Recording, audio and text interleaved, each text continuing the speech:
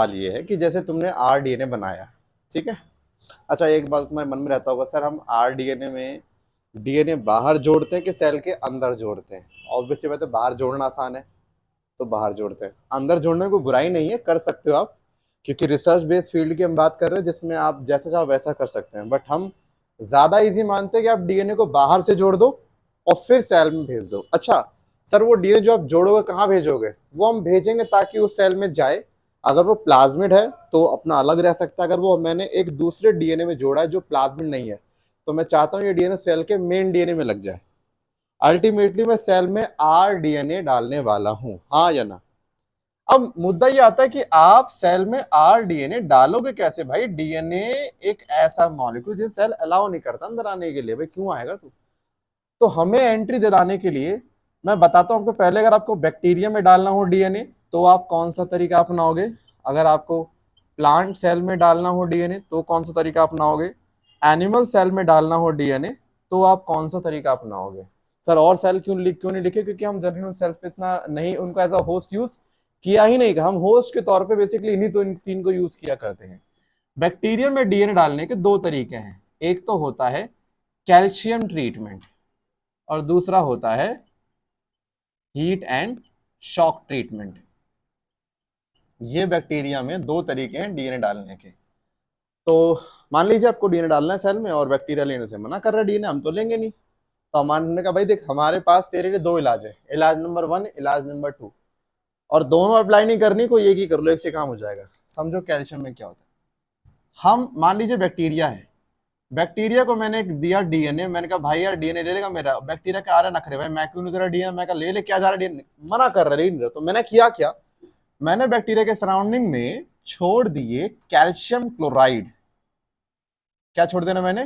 Calcium, माने CaCl2, जिसमें calcium किस फॉर्म में प्रेजेंट होता है? Ca2+ के फॉर्म में होता है। आपको बता दूं, कैल्शियम सेल का सेकेंडरी मैसेंजर होता है। अब सेकेंडरी मैसेंजर आपको समझाता हूं शॉर्ट में क्या होता है। ऐसा होता है कि सेल ने अपने मैसेज को, जैसे सेल है, सेल को बाहर से जब हार्मोन कोई मैसेज देने आता है, हार्मोन होता है प्राइमरी मैसेंजर, क्योंकि हार्मोन के पास सबसे पहला मैसेज होता है जो किसी एक ऑर्गन या सेल ने दिया होता है उसको। वो मैसेज लेके आता है दूसरे सेल के पास। तो दूसरे सेल के लिए सबसे पहली इंफॉर्मेशन तो हार्मोन के पास है ना, तो वो हमारा क्या हो गया? Primary messenger. अब वो हार्मोन उस सेल में अपनी इंफॉर्मेशन जिस दूसरी चीज को देगा वो क्या हो जाएगा? Secondary messenger. और वो सेकेंडरी फिर जब किसी तीसरे को देगा तो वो हो जाएगा टर्शरी मैसेंजर। ऐसे करते करते इंफॉर्मेशन सेल के डीएनए तक पहुंचती है। अब आप ये समझ लीजिए, जैसे कि जो मजदूर लोग होते हैं जो कि सामान उठाते हैं या जो तसला उठाते हैं जिसमें पूरा उनका सीमेंट वगैरह होता है, 10 लोग लगे हुए हैं, ठीक है। मान लीजिए मैं हूं, मैं कहीं से सीमेंट लाया, मैंने उनको तसला दिया तो मैं हुआ प्राइमरी, क्योंकि मैंने उनको फर्स्ट टाइम दिया। अब इस पूरी सीरीज है, ये 10 लोगों की सीरीज है, तो मैंने जिसको दिया वो सेकेंडरी, वो देगा तीसरे को, वो होगा टर्शरी, वो देगा तो हमारे क्वार्टनरी। ऐसे करते करते लास्ट में जो 10वां बंदा है, मान लो वो है डीएनए। यानी हार्मोन ने अपनी सारी इंफॉर्मेशन डीएनए को दे दी ना, लेकिन एक चैन के थ्रू दी।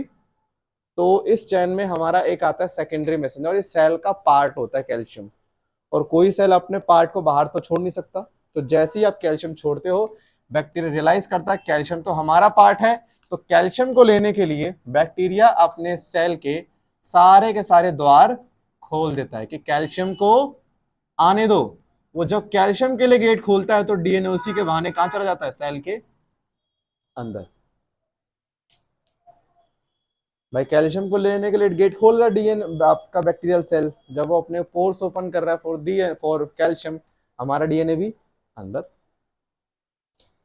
एक तरीका और है, हीट एंड शॉक मेथड। इसमें सुनो क्या होता है। इसमें हम बैक्टीरिया को पहले लेके जाते हैं 42 डिग्री सेल्सियस के हाई टेम्परेचर पे। इतने हाई टेम्परेचर बैक्टीरिया अपने सारे पोर्स को ओपन कर देगा, क्योंकि अंदर से एक्सेस हीट को निकालना जरूरी है। लेकिन एकदम से हम क्या करेंगे, बैक्टीरिया को सडनली ले आएंगे लो टेम्परेचर पे, सडनली बिल्कुल आइस वाले टेम्परेचर पे ले आएंगे। और मैंने क्या बोला है, टेम्परेचर जब भी चेंज होता है शॉक लगता है। जैसे करंट का झटका लगता है हमको, लिटरली जो इलेक्ट्रिक शॉक लगता है, वैसा ही शॉक लगता है यहाँ पर जब आप टेम्परेचर सडन ड्रॉप करते हो। एक टेम्परेचर का सडन ड्रॉप और एक ब्लड लॉस अगर सडन हो जाए, इन दोनों केस में शॉक लगता है बॉडी को। तो यहाँ पर भी सेम वही होगा, जब हम टेम्परेचर को ड्रॉप करते हैं तो ये इसके लिए एज अ शॉक, इसके लिए एज अ शॉक होता है। एंड इन लो टेम्परेचर ये कोशिश करेगा अपने पोर्स को बंद करने के, सो दैट हीट के लॉस को रोका जाए। आप फिर से क्या करोगे, उठा के कहाँ ले जाओगे, यहाँ, फिर से यहाँ, यही मल्टीपल टाइम करते रहोगे। एक वक्त तक ऐसा आ जाएगा बैक्टीरिया अपने पोर्स को परमानेंट ओपन कर देगा, फिर वो बंद ही नहीं कर पाएगा। और जब ऐसी स्टेज है कि बैक्टीरिया अपने पोर्स को बंद ही नहीं कर पा रहा है, बस इसी समय अपना डीएनए आप छोड़ो और आपका डीएनए सेल के अंदर एंटर। तो दो तरीके हैं, कैल्शियम छोड़ दो तो कैल्शियम को लेने के लिए गेट खोलेगा, डीएनए पहुंच जाएगा। दूसरा, हाई और लो टेम्परेचर में इसको घुमाते रहो तो एक समय ऐसा आएगा अपने पोर्स को सारे खोल देगा और फिर बंद ही नहीं करेगा। उस समय भी आप डीएनए छोड़ोगे, आपका सेल जो है डीएनए ले लेगा। क्या ऑब्वियसली बात है, हीट लॉस करना होता है, मतलब हीट लॉस को रोकना है ना। लो टेम्परेचर में सेल की क्या रिक्वायरमेंट होती है कि हीट लॉस को रोकना है, तो पोर्स को बंद करना जरूरी है। अच्छा, ओपन उस समय देख ऐसा होता है, जैसे मैं कहता हूँ कि तू अपने घर में है, सेकंड मंजिल पे है, ठीक है, सेकंड वाले फ्लोर पे। अब हुआ कहते घर में कोई, तो घर में अकेली है। अब हुआ क्या, तेरी मम्मी जो है बाहर से आई, तूने गेट खोला, नीचे आई, फिर तू ऊपर गई, फिर कह रही मैं बाहर जा रहा हूँ, तूने फिर आके गेट खोला, फिर वो गई। अब यही 8-10 चक्कर लग जाए तो क्या बोले, नहीं नहीं गेट खुला छोड़ी कि जिसको आना है आओ, मैं नहीं बारी। तो वो सेम मैकेनिज्म यहाँ भी है। लगातार टेम्परेचर ड्रॉप से क्या होता है, जो इनके पोर्स होते हैं ना, जो प्रोटीन्स होते हैं, वो काइंड ऑफ अपना फिक्स शेप ले लेते हैं, फिर वो चेंज ही नहीं सकते, क्योंकि आपने लगातार चेंज, जो टेम्परेचर चेंज किया उससे प्रोटीन के स्ट्रक्चर में चेंज होता, करते करते एक समय उसका स्ट्रक्चर हो गया फिक्स। अब आपको चेंज ही नहीं करना। अगर आपने बहुत ज़्यादा टेम्परेचर कर दिया तो प्रोटीन पूरा खराब हो जाएगा। तो वो जो फिक्स शेप ले लिया प्रोटीन ने, बस वही हमारा काम कर गया, क्योंकि इसके पोर्स कंट्रोल किससे होते हैं, प्रोटीन से। प्रोटीन को हम प्रोटीन को टेम्परेचर से अच्छा खासा मैनिपुलेट कर सकते हैं, इसीलिए। प्लांट में तो बड़ा आसान है, इसमें एक तरीका अपनाते हैं हम लोग, बॉलिस्टिक या जीन गन मेथड। बॉलिस्टिक जानते हो, बॉलिस्टिक क्या होता है, पार्टिकल्स को बोलते हैं, दाने को बॉलिस्टिक बोलते हैं, लाइक छोटे छोटे पार्टिकल्स को। इसमें करते हैं क्या, प्लांट का सेल रखते हैं यहाँ, ये रहा न्यूक्लियस, यहाँ पे गोल्ड या टंगस्टन लिया जाता है। गोल्ड टंगस्टन के पार्टिकल के ऊपर हम डीएनए अपना कोट, डीएनए लगा देते हैं और फिर बहुत हाई स्पीड से फायर करते हैं, और इस तरह से फायर करते हैं कि डीएनए हमारा न्यूक्लियस में रह जाए और बाकी हमारा पार्टिकल जो है वो बाहर आ जाए। तो यहाँ पे आप डीएनए को लेके जाओगे इन न्यूक्लियस, लेकिन थ्रू दिस गोल्ड और टंगस्टन पार्टिकल। तो यहाँ पे सिंपल है। और हमारे, अगर आप एनिमल के पास आओगे तो हमें ऐसा कुछ नहीं चाहिए। हमारे केस में सिंपल होता है, ये रहा हमारा न्यूक्लियस, यहाँ पे सीधा एक माइक्रो इंजेक्शन होती है जिसकी सिरिंज बहुत ज़्यादा पतली होती है, बहुत ज़्यादा। हम अपना डीएनए क्या करते हैं, सीधा इस माइक्रो इंजेक्शन में डालते हैं और वो डीएनए सीधा हमारे सेल में पहुंच जाता है। तो हमारे में तो एक सिंपल सा स्टेप है, माइक्रो इंजेक्शन। अब ध्यान रखना, माइक्रो इंजेक्शन आप प्लांट में नहीं कर सकते, हमारे में आप जीन गन नहीं कर सकते।